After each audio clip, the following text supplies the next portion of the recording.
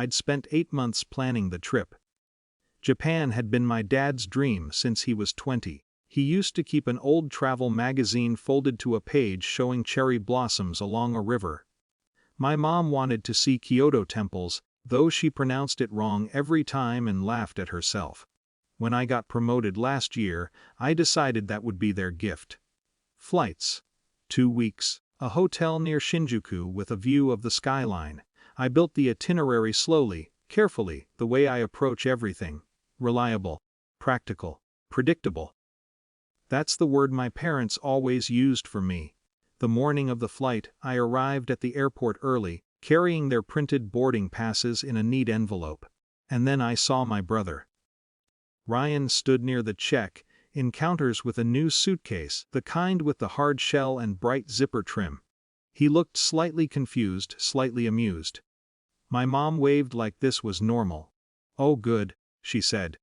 "We were just explaining." "Explaining what?" Dad avoided my eyes. Ryan shrugged. Mom thought I could use the break. My mother stepped closer to me, lowering her voice like she was sharing something reasonable. "He's been stressed lately. Work, the baby, everything. He deserved it more." Deserved. The word didn't land dramatically. It settled, like something I'd heard before. I looked at the three of them standing together. My parents flanking him like he was the centerpiece. "What about me?" I asked, not accusing, just clarifying. "You can go another time," my mom said. "You're not under pressure like he is." That was always the logic. I was stable, so I needed less. I managed my life well, so I required less care. Less celebration, less priority. I glanced at the envelope in my hand. The tickets had been purchased months ago. Non-transferable economy fares under specific names. The hotel reservation required passport matching at check-in. I had told them that when I booked it. "You should have asked me first," I said quietly. My mom smiled in a way that tried to smooth everything over. "Don't be difficult. It's still a family trip. Just not with me." I didn't argue. Not there, not with people watching. I handed my dad his boarding pass. I kept Ryan's. He noticed. He started. "I'll send it digitally," I said. I walked out of the airport before they cleared security. In the parking garage, I sat in my car and stared at my reflection in the rearview mirror. I wasn't angry the way I thought I'd be. I was tired.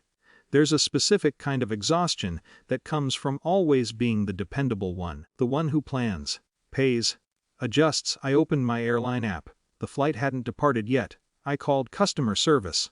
Calm voice. "Membership number ready." "I need to confirm the passenger list," I said. "There's been confusion about a traveler." The representative was polite and precise. The tickets were issued to my parents and me. Name changes weren't allowed. New passenger would require cancellation and rebooking at current fare. Current fare was triple what I'd paid. I didn't cancel their seats. I didn't sabotage anything. I simply removed my ticket and requested a travel credit in my name. Ryan's name was never on the reservation. I left it there. They landed in Tokyo 14 hours later. My phone rang as I was making dinner. I let it ring once, twice, then I answered. "What did you do?" my mom demanded. I pictured them at Narita Airport, fluorescent lights overhead, travelers flowing around them. "Nothing," I said. "The tickets were issued months ago." "Ryan couldn't board in LA," she snapped.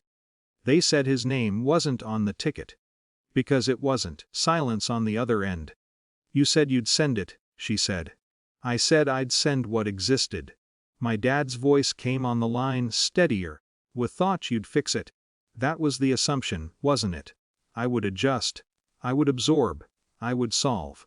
"The trip was a gift to you," I said, "not a transferable voucher." Ryan's voice floated faintly in the background, irritated. "This is ridiculous." "Maybe, but policy is indifferent to family hierarchies."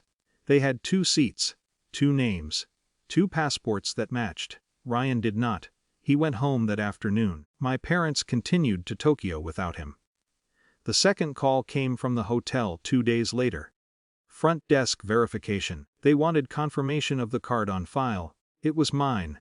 "Are Mr. and Mrs. Lawson authorized to check in?" the staff member asked. "Yes," I said. "They are. I didn't punish them, I didn't escalate. But I made something clear. Support isn't communal property." That evening my mom called again, her tone had changed. "We didn't realize you'd handle it that way." "How did you expect me to handle it?" A pause. "We thought you'd understand." I did understand. I understood that I had been funding a dynamic where my reliability meant I could be rearranged. "I love you," I said, "but I'm not going to keep paying to be sidelined." No yelling, no theatrics. Just a boundary, spoken plainly. 2. They sent photos from Kyoto. Temples, lanterns, my dad under cherry blossom trees. Ryan wasn't in any of them. When they returned home, things felt different. Not warmer, not colder, just aware. My mom has been more careful with her words lately. My dad thanks me explicitly now when I help with something. Ryan hasn't brought up the trip. I used the travel credit 3 months later. I went alone. Tokyo was quieter than I imagined. Efficient, precise, unapologetic about rules. At Narita Airport, when they scanned my passport and ticket, the names matched perfectly. For the first time in a long time, I wasn't the one adjusting to make someone else comfortable. I was simply traveling on a ticket that had always been mine.